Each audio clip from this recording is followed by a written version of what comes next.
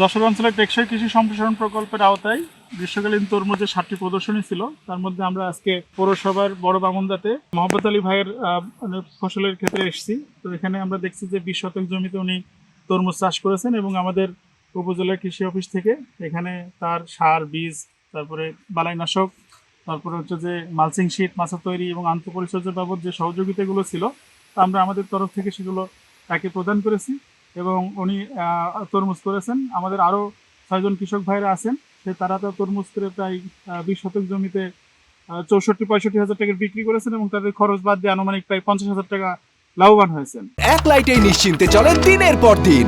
Walton emergency bulb, the best emergency bulb.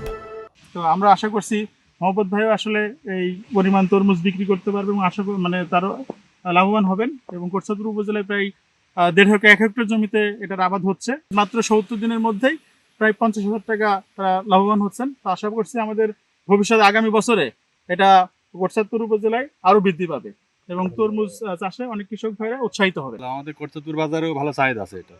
যেহেতু আমি আম বাজারে নিয়ে গেছিলাম, ওরা নিয়ে নিছিল সবাই। বাজারে কিছু ফলের দোকানেও নিয়েছিলাম, ওরা সবাই নিয়ে নিছিল। একটু দাম কম ছিল কিন্তু আশানুরূপ ভালো লাভ করছিলাম।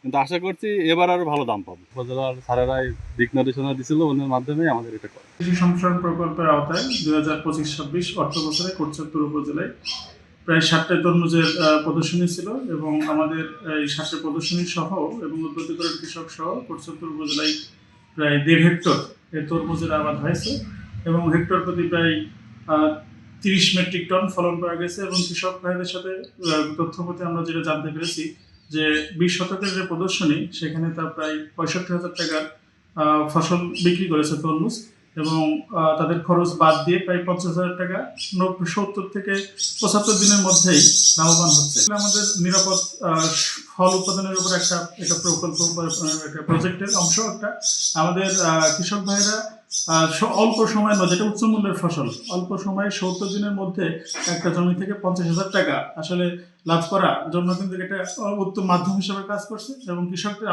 অর্থনৈতিক উন্নয়ন ঘটছে। এজন্য আমরা কৃষক ভাইদেরকে উদ্বুদ্ধ করছি।